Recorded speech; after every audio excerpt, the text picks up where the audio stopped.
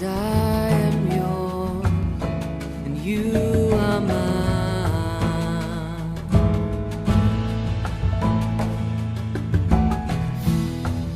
'Cause I am yours, you are mine. You are mine.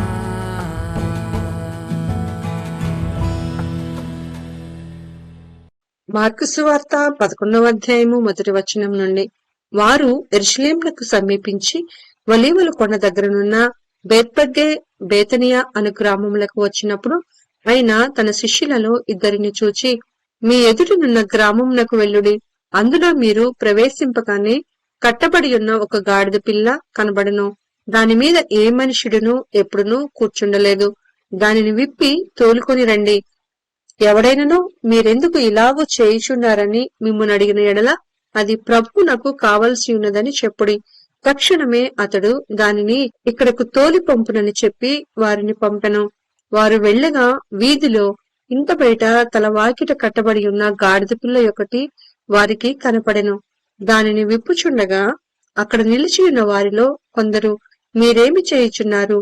గాడిద పిల్లను ఎందుకు విప్పుచున్నారని వారిని అడిగిరి.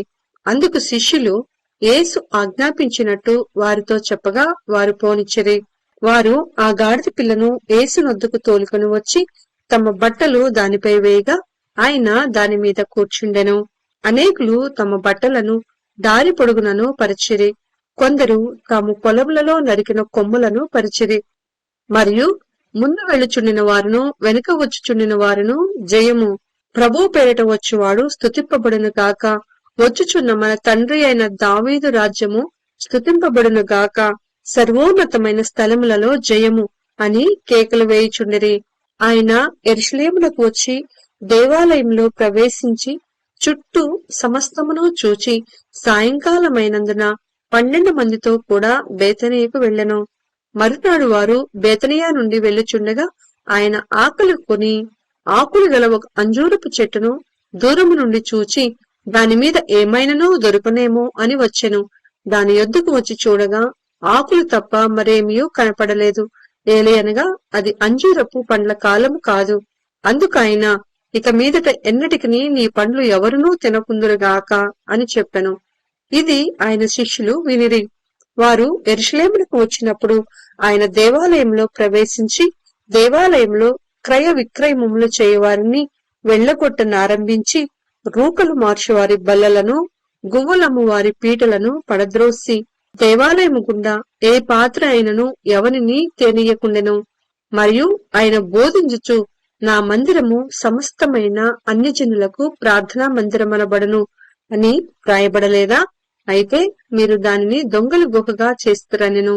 శాస్త్రులను ప్రధాన యాజకులను ఆ మాట విని జన సమూహమంతయు ఆయన బోధకు బహుగా ఆశ్చర్యపడుట చూచి ఆయనకు భయపడి ఆయన్నేలాగు సంహరించుదమా అని సమయం చూచుచుండిరి. సాయంకాలమైనప్పుడు ఆయన పట్టణంలో నుండి బయలుదేరెను. ప్రొద్దున వారు మార్గమున పోవుచుండగా ఆ అంజూరపు చెట్టు వేళ్లు మొదలుకొని ఎండియుండుట చూచిరి. అప్పుడు పేతురు ఆ సంగతి జ్ఞాపకమునకు తెచ్చుకొని, బోధకుడా, ఇదిగో నీవు శపించిన అంజూరపు చెట్టు ఎండిపోయినని ఆయనతో చెప్పెను. అందుకు యేసు వారితో ఇట్లనెను, మీరు దేవుని యందు విశ్వాసముంచుడి. ఎవడైనను ఈ కొండను చూచి నీవు ఎత్తబడి సముద్రంలో పడవేయబడుమని చెప్పి తన మనసులో సందేహింపక తాను చెప్పినది జరుగునని నమ్మిన ఎడల వాడు చెప్పినది జరుగునని మీతో నిశ్చయముగా చెప్పుచున్నాను. అందుచేత ప్రార్థన చేయనప్పుడు మీరు అడుగుచున్న వాటి నెలను పొందియున్నామని నమ్ముడి. అప్పుడు అవి మీకు కలుగునని మీతో చెప్పుచున్నాను. మీకు ఒకని మీద విరోధం ఏమైనను కలిగి ఉన్న ఎడల మీరు నిలువబడి ప్రార్థన చేయనప్పుడెల్లను వాణ్ణి క్షమించుడి. అప్పుడు పరలోకమందున్న మీ తండ్రియు మీ పాపములు క్షమించును. వారు యెరూషలేమునకు తిరిగి వచ్చిరి. ఆయన దేవాలయంలో తిరుగుచుండగా ప్రధాన యాజకులను శాస్త్రులను పెద్దలను ఆయన యుద్ధకు వచ్చి, నీవు ఏ అధికారము వలన ఈ కార్యములు చేయుచున్నావు? వీటిని చేయుటకు ఈ అధికారము నీకెవడిచ్చినని అడిగిరి. అందుకు యేసు, నేనును మిమ్మును ఒక మాట అడిగెదను, నాకుత్తరమీయుడి. అప్పుడు నేను ఏ అధికారము వలన వీటిని చేయుచున్నానో అది మీతో చెప్పుదును. యోహాను ఇచ్చిన బాప్తీసము పరలోకము నుండి కలిగినదా, మనుషుల నుండి కలిగినదా? నాకు ఉత్తరమీయుడని చెప్పెను. అందుకు వారు, మనము పరలోకము నుండి కలిగినదని చెప్పిన ఎడల ఆయన, అలాగైతే మీరు ఎందుకు అతను నమ్మలేదని అడుగును. మనుషుల వలన కలిగినదని చెప్పుదమా అని తమలో తాము ఆలోచించుకొనిది. కాని అందరూ యోహాను నిజముగా ప్రవక్త అని ఎంచిరి కనుక ప్రజలకు భయపడి ఆ సంగతి మాకు తెలియదని యేసునకు ఉత్తరమిచ్చిరి. అందుకు యేసు, ఏ అధికారము వలన ఈ కార్యములు చేయుచున్నానో అదియు నేను మీతో చెప్పననెను. మార్కు సువార్త 12వ అధ్యాయము 1వ వచనం నుండి. ఆయన ఉపమాన రీతిగా వారికి బోధింపనారంభించెను. ఎట్లనగా, ఒక మనుష్యుడు ద్రాక్ష తోట నాటించి దాని చుట్టూ కంచె వేయించి ద్రాక్షల తొట్టి తొలిపించి గోపురము కట్టించి కాపులకు దానిని గుత్తకిచ్చి దేశాంతరము పోయెను. పంటకాలమందు ఆ కాపుల నుండి ద్రాక్ష తోట పండ్లలో తన భాగము తీసుకుని వచ్చుటకు కాపుల యొద్దకు అతడు ఒక దాసుని పంపగా వారు వారిని పట్టుకుని కొట్టి వట్టి చేతులతో పంపివేసిరి. మరలా అతడు మరి ఒక దాసుని వారి యొద్దకు పంపగా వారు వాని తల గాయం చేసి అవమానపరిచిరి. అతడు మరి ఒకరిని పంపగా వానిని చంపిరి. అతడింకా అనేకులను పంపగా వారు కొందరిని కొట్టిరి, కొందరిని చంపిరి. ఇంకను అతనికి ప్రియకుమారుడు ఒకడుండెను కనుక వారు తన కుమారుని సన్మానించదరనుకొని తుదుకు వారి యొద్దకు అతనిని పంపెను. అయితే ఆ కాపులు, ఇతడు వారసుడు, ఇతని చంపుదము రండి, అప్పుడు స్వాస్థ్యము మనదగునని తమలో తాము చెప్పుకొని అతన్ని పట్టుకుని చంపి ద్రాక్ష తోట వెలుపల పారవేసిరి. కావున ఆ ద్రాక్ష తోట యజమానుడేమి చేయును? అతడు వచ్చి ఆ కాపులను సంహరించి ఇతరులకు ఆ ద్రాక్ష తోట ఇచ్చును కదా. మరియు ఇల్లు కట్టువారు నిరాకరించిన రాయి మూలకు తలరాయి ఆయను. ఇది ప్రభువు వలననే కలిగెను. ఇది మన కన్నులకు ఆశ్చర్యము అను లేఖనము మీరు చదవలేదా అని అడుగగా, తమ్మును గూర్చి ఆ ఉపమానము చెప్పినని వారు గ్రహించి ఆయనను పట్టుకొనుటకు సమయము చూచుచుండిరి. కాని జన సమూహమునకు భయపడి ఆయనను విడిచిపోయిరే. వారి మాటలలో ఆయనను చిక్కపరచవలనని పరిసయ్యులను హేరోదీయులను కొందరిని ఆయన యొద్దకు పంపిరి. వారు వచ్చి, బోధకుడా, నీవు సత్యవంతుడవు, నీవు ఎవనిని లక్ష్య పెట్టవాడవని మేమెరుగుదము. నీవు మోమాటం లేని వాడవై దేవుని మార్గము సత్యముగా బోధించువాడవు. కైసరుకు పన్నిచ్చుట న్యాయమా కాదా? ఇచ్చెదమా ఇయ్యకుందుమా అని ఆయన అడిగిరి. ఆయన వారి వేషధారణను ఎరిగి, మీరు నన్ను ఎందుకు శోధించుచున్నారు? ఒక దేనారము నా ఎద్దుకు తెచ్చి చూపుడని వారితో చెప్పెను. వారు తెచ్చిరి. ఆయన, ఈ రూపమును పై వ్రాతయు ఎవరివని వారిని అడగగా వారు, కైసరివి అనిరి. అందుకు యేసు, కైసరువి కైసరునకును దేవునివి దేవునికిని చెల్లించుడని వారితో చెప్పగా వారు ఆయనను గూర్చి బహుగా ఆశ్చర్యపడిరి. పునరుద్ధానము లేదని చెప్పడి సద్దూకయ్యులు ఆయన యొద్దకు వచ్చి, బోధకుడా, తన భార్య బ్రతికిండగా ఒకడు పిల్లలు లేక చనిపోయిన ఎడల వాని సహోదరుడు వాని భార్యను పెండ్లి చేసుకొని తన సహోదరునికి సంతానము కలుగ చేయవలనని మోషే మాకు వ్రాసి ఇచ్చెను. 7 సహోదరులుండిరి. మొదటివాడు ఒక స్త్రీని పెండ్లి చేసుకొని సంతానము లేక చనిపోయెను కనుక రెండవ వాడు ఆమెను పెండ్లి చేసుకొనెను. వాడును సంతానం లేక చనిపోయెను. అటువలనే 3వ వాడును చనిపోయెను. ఇట్లు 7 సంతానము లేకయే చనిపోయిరి. అందరి వెనుక ఆ స్త్రీయు చనిపోయెను. పునరుద్ధానమందు వారిలో ఎవనికి ఆమె భార్యగా ఉండును? ఆమె ఆ 7 భార్య అయ్యను కదా అని అడిగిరి. అందుకు యేసు, మీరు లేఖనములను గాని దేవుని శక్తిని కాని ఎరుగకపోవటం వలననే పొరబడుచున్నారు. వారు మృతులలో నుండి లేచినప్పుడు పెండ్లి చేసుకొనరు, పెండ్లికి ఇయ్యబడరు, కాని పరలోకమందున్న దూతల వలె నుందురు. వారు లేచితరని మృతులను గూర్చిన సంగతి మోషే గ్రంథమందలి పొదను గురించిన భాగంలో మీరు చదవలేదా? ఆ భాగంలో దేవుడు, నేను అబ్రహాము దేవుడను, ఇస్సాకు దేవుడను, యాకోబు దేవుడనని అతనితో చెప్పెను. ఆయన సజీవుల దేవుడు కాని మృతుల దేవుడు కాడు. కావున మీరు బహుగా పొరపడుచున్నారని వారితో చెప్పెను. శాస్త్రులలో ఒకడు వచ్చి వారు తర్కించుట విని ఆయన వారికి బాగుగా ఉత్తరమిచ్చినని గ్రహించి ఆజ్ఞలన్నిటిలో ప్రధానమైనదేదని ఆయన అడిగెను. అందుకు యేసు, ప్రధానమైనది ఏదనగా, ఓ ఇజ్రాయేలు వినుము, మన దేవుడైన ప్రభువు అద్వితీయ ప్రభువు. నీవు నీ పూర్ణ హృదయముతోనూ, నీ పూర్ణ ఆత్మతోనూ, నీ పూర్ణ వివేకముతోనూ, నీ పూర్ణ బలముతోనూ నీ దేవుడైన ప్రభువును ప్రేమింపవలెననున్నది ప్రధానమైన ఆజ్ఞ. రెండవది, నీవు నిన్ను వలె నీ పొరుగువానిని ప్రేమింపవలెననున్నది రెండవ ఆజ్ఞ. వీటికంటే ముఖ్యమైన ఆజ్ఞ మరేదియూ లేదని అతనితో చెప్పెను. ఆ శాస్త్రి, బోధకుడా, బాగుగా చెప్పితివి. ఆయన అద్వితీయుడనియు ఆయన తప్ప వేరొకడు లేడనియు నీవు చెప్పిన మాట సత్యమే. పూర్ణ హృదయముతోనూ, పూర్ణ వివేకముతోనూ, పూర్ణ బలముతోనూ ఆయనను ప్రేమించుటయు, ఒకడు తన్ను వల్లే తన పొరుగువాన్ని ప్రేమించుటయు సర్వాంగ హోమములన్నిటికంటెను బలుల కంటెను అధికమని ఆయనతో చెప్పెను. అతడు వివేకంగా నుత్తరమిచ్చినని యేసు గ్రహించి, నీవు దేవుని రాజ్యమునకు దూరముగా లేవని అతనితో చెప్పెను. ఆ తరువాత ఎవడును ఆయనను ఏ ప్రశ్నయు అడుగా తెగింపలేదు. ఒకప్పుడు యేసు దేవాలయంలో బోధించుచుండగా, క్రీస్తు దావీదు కుమారుడని శాస్త్రులు చెప్పుచున్నారేమి? నేను నీ శత్రువులను నీకు పాదపీఠముగా ఉంచు వరకు నీవు నా కుడివైపున కూర్చుండమని ప్రభువు నా ప్రభువుతో చెప్పెను అని దావీదే పరిశుద్ధాత్మ వలన చెప్పెను. దావీదు ఆయనను ప్రభువని చెప్పుచున్నాడే, ఆయన ఏలాగు అతని కుమారుడగునని అడిగెను. సామాన్య జనులు ఆయన మాటలు సంతోషముతో వినుచుండిరి. మరియు ఆయన వారికి బోధించుచు ఇట్లనెను, శాస్త్రులను గూర్చి జాగ్రత్త పడుడి.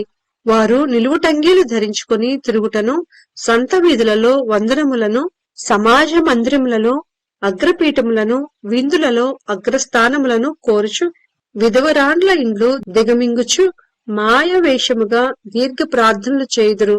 వీరు మరి విశేషముగా శిక్ష పొందుతురనెను. ఆయన కానుక పెట్టె ఎదుట కూర్చుండి జనసమూహము ఆ కానుక పెట్టెలో డబ్బులు వేయుట చూచుచుండెను. ధనవంతులైన వారనేకులు అందులో విశేషముగా సొమ్ము వేయుచుండిరి. ఒక బీద విధవరాలు వచ్చి 2 కాసులు వేయగా, ఆయన తన శిష్యులను పిలిచి, కానుక పెట్టెలో డబ్బులు వేసిన వారందరికంటే ఈ బీద విధవరాలు ఎక్కువ వేసినని మీతో నిశ్చయముగా చెప్పుచున్నాను. వారందరూ తమకు కలిగిన సమృద్ధిలో నుండి వేసిరి, కాని ఈమె తన లేమిలో తనకు కలిగినదంతయు అనగా తన జీవమంతయు వేసినని చెప్పెను. మార్కు సువార్త 13వ అధ్యాయము 1వ వచనము నుండి. ఆయన దేవాలయంలో నుండి వెళ్ళుచుండగా ఆయన శిష్యులలో ఒకడు, బోధకుడా, ఈ రాళ్లేలాటివో, ఈ కట్టడములు ఏలాటివో చూడమని ఆయనతో అనెను. అందుకు యేసు, ఈ గొప్ప కట్టడములు చూచుచున్నావే, రాతి మీద రాయి ఒకటైనా ఇక్కడ నిలిచి ఉండకుండా పడద్రోయబడునని అతనితో చెప్పెను. ఆయన దేవాలయం ఎదుట ఒలీవల కొండ మీద కూర్చుండి ఉండగా పేతురు, యాకోబు, యోహాను, అంద్రెయ అనువారు ఆయనను చూచి, ఇవి ఎప్పుడు జరుగును? ఇవన్నీ నెరవేరబోవు కాలమునకు ఏ గుర్తు కలుగును? అది మాతో చెప్పుమని ఆయనను ఏకాంతమందు అడగగా, యేసు వారితో ఇట్లు చెప్పసాగెను, ఎవడునూ మిమ్మును మోసపుచ్చకుండా చూచుకొనుడి. అనేకులు నా పేరిట వచ్చి నేనే ఆయనని చెప్పి అనేకులను మోసపుచ్చెదరు. మీరు యుద్ధములను గూర్చియు యుద్ధ సమాచారములను గూర్చియు వినున్నప్పుడు కలవరపడకుడి.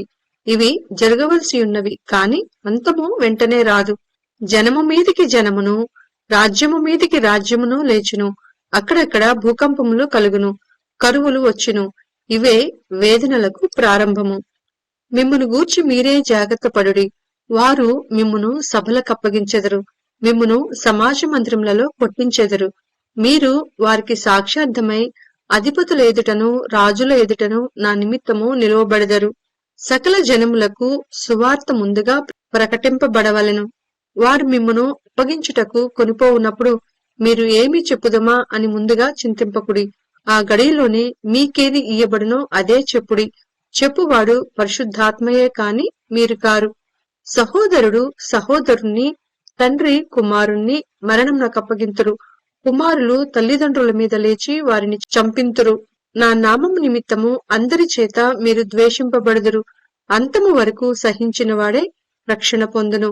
మరియు నాశనకరమైన హేయ వస్తువు నిలువరాని స్థలమందు నిలుచుట మీరు చూచినప్పుడు చదువువాడు గ్రహించుగాక. యూదయలో ఉండువాడు కొండలకు పారిపోవలను.